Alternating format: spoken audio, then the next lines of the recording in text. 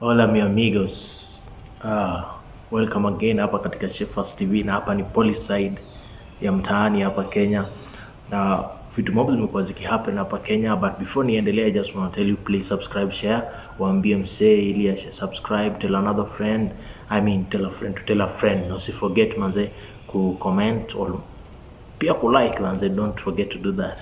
Jina ni Aniko kama kawa kama dawa, na hii ni Polyside ndani ya Shefas TV. So vitu mob zimekuwa zikihappen hapa hivi nchini, na we've been doing almost like I won't say average, or say a little bit below average.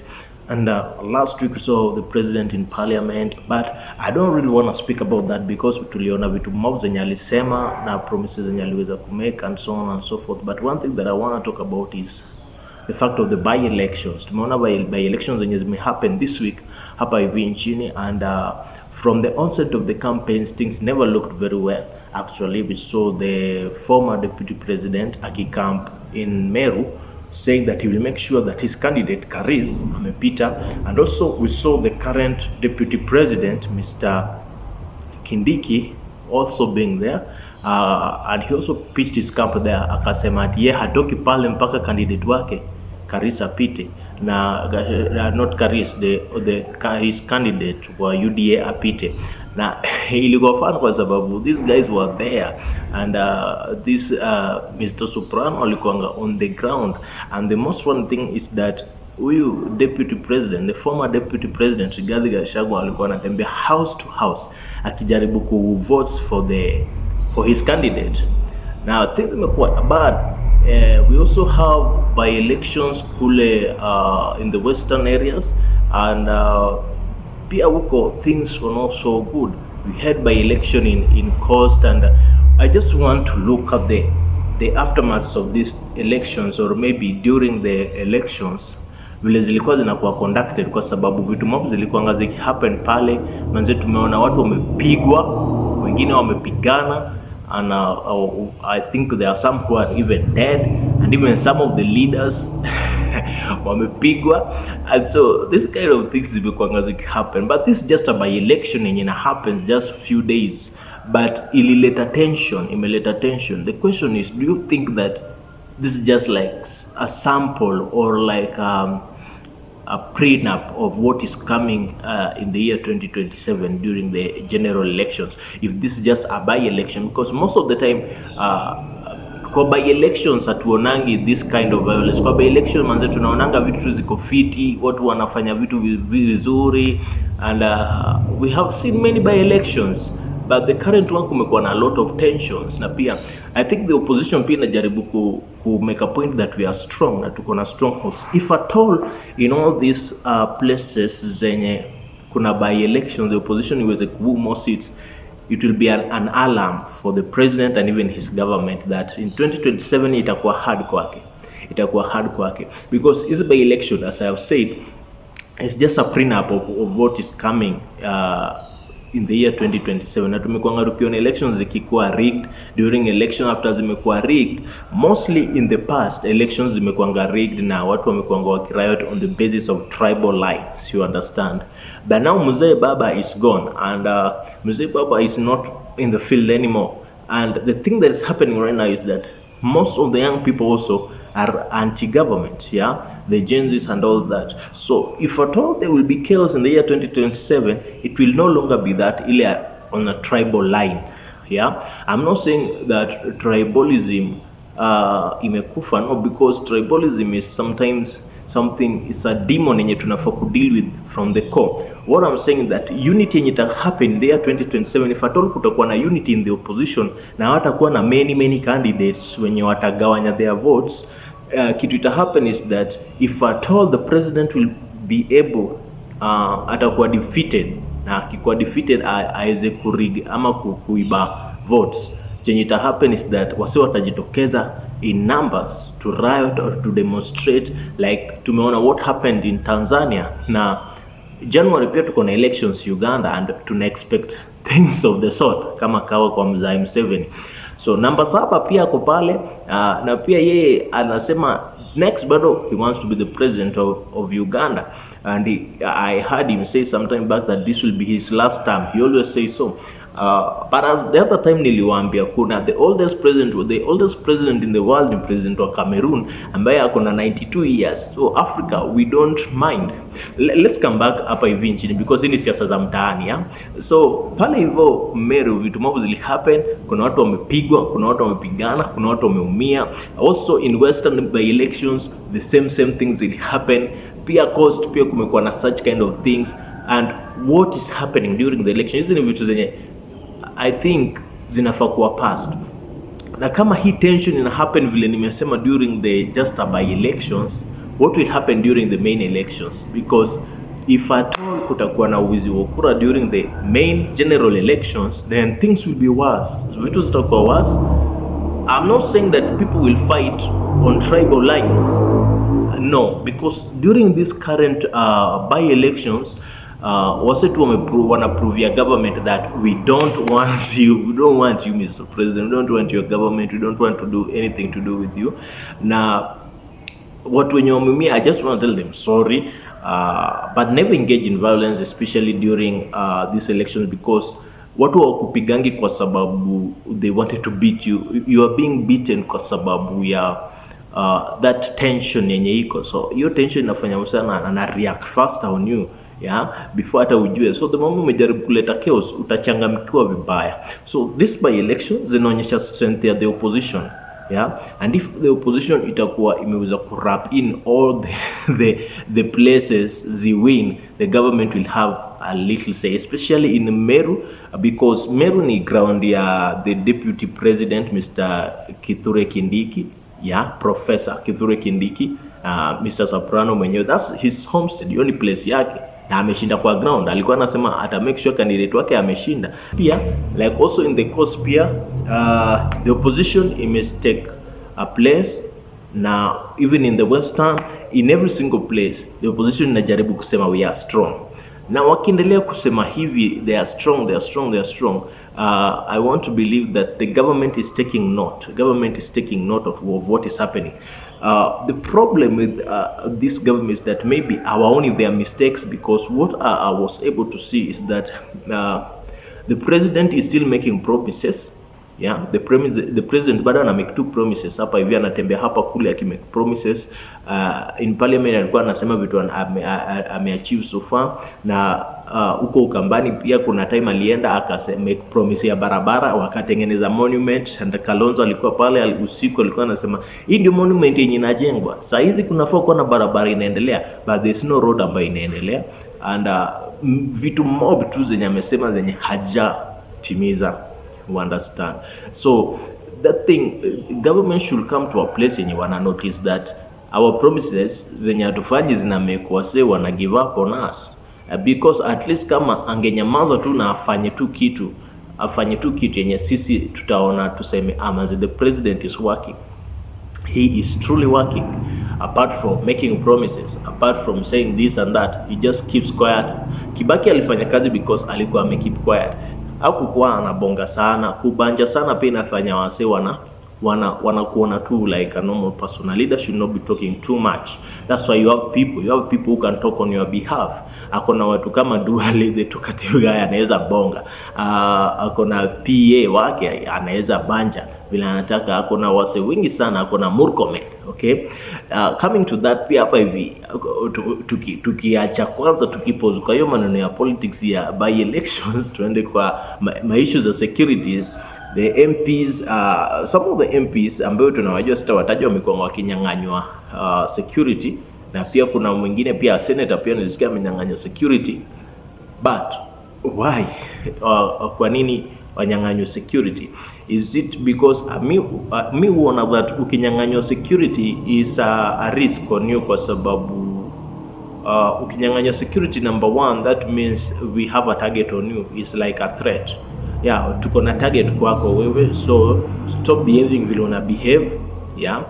Or maybe tunaona you don't need the security, so we take the security from you. But the main thing is that maybe that target ya kukuonyesha manze what you're doing ni mbaya, so tutakunyang'anya hii security, and you won't have security. So be very careful, because if you don't have security, anything can happen to you. Mind you, ukishanyang'anywa security, what will happen next is that if anything happens to you, obviously the government will say sio sisi hatukufanya hivyo, because we know that of the government, they'll never accept their mistakes, or not even mistakes, their bad deeds.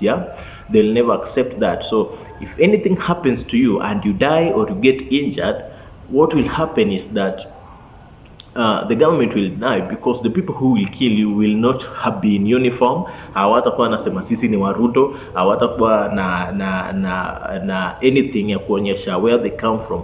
And if at all it happens, like we remember the case of another businessman back then kitambo kiasi, during the Uhuru Ruto government. Huyo msee alikuwa anaitwa Jacob Juma. Is it Jacob Juma? Yeah, Jacob Juma alikuwa murdered on the streets usiku akiwa kwa gari yake. Na mambo tu zikaenda hivi, but people knew that this the guy who most probably aliwoyo jam, because Jacob Juma alikuanga anti government ya Uhuru Ruto. Alikuwa anasema ata make sure government ya Uhuru Ruto imedunda, alikuwa na do, alikuwa wealthy, and so akamadwa tu hivyo kwa streets, and ndio maneno ikaisha tu. The government says sio how, watu walijua tu who murdered him, and at the government walisema no, it's not us. And that's what happens. Actually, that's what happens. And kama umeshanyang'anywa security na wewe ni anti-government, be aware that something bad may happen. Anything may happen to you. Anything may happen to you. Na hao wasi wananyang'anywa security wamekuanga on the forefront kusema that we are not part of the government, we don't want the government, Ruto is doing this bad thing, Ruto is doing this bad thing. The senator was seen opposing the projects that the president, and it didn't go well on him, because the moment shanyanganywa security, the doctor senator, I don't know what he will do. Also posing on that kidogo tukiendelea mbele pia apart from that, tukirudi kwa hizi maneno ya election, please tuchukue ni votes, because if at all tunataka ku outrule the government, to remove the government yenye iko sahi, it is not an easy job. Si kazi rahisi kutoa the current the sitting president from the seat, especially kama ako on the ballot box. We remember case ya Moi reigned for 24 years. Na ali reigned for 24 years because after every single term alikuanga on the ballot box, na hakuna mse angemtoa pale because he was the president. And so vile alikuanga on that ballot box, ali make sure ameiba kura na amewin. And we will say that those days hakukuwa na constitution, the new constitution, tunaweza sema hivyo. But remember that hata kama kuna new constitution, there are many loopholes zenye bado votes can be stolen. Kuna corruption, mse anaweza bribiwa na nini. The only thing yenye tunaweza fanya so that to outsit the current government is only one. If we register we register as voters, na to register as many as possible, especially the young people. Mimi nawaambia tu my youth, ma Gen Zs, ma millennials, tuchukue kura toke pale hivyo, chukueni votes this time yenye bado hakuna rush mingi on the issue of kuchukua votes. Tuchukueni votes kabisa, tuchukueni kura, so that ikifika siku ya kuvote, if at all you want to outsit the government, we'll have itakuwa tumeshinda with a great milestone. Tutakuwa tumeshinda na like millions of votes yenye haiwezi rigiwa, because unaweza rig something if it is like 200,000, unaweza rigikiwa like 300,000-500,000, but millions of votes, no. That's one thing that we should actually consider as young people. Tuache kupuuza. Yes, tutaenda streets, but what will happen? The president is the president. Atakuwa amewin. Sorry to say, if at all atawin, no matter vile atawin, he is the president. We remember what happened the year 2007. Aliiba votes and he remained the president, na akakuwa sworn in usiku, and things went on. And our president mwenye ako saizi hata kuwa sworn in usiku, the fact that amewin, he will have a very tight security and nobody ataweza kumwambia any other thing. You understand? So the only thing we can do, if at all we want to outsit the current government, tuchukue votes. I just pray that tuchukue votes. That's the only way we'll be clean clean, tutakuwa tumeshinda visafi sana. Okay, so tukiendelea kubanja kuhusu issue ya the local politics, pia nataka kuacha kuhusu issue ya the ruling party ODM, and I'm sorry, I'm sorry, not even sorry, condolences for the family of Raila Odinga and the others, all the rest.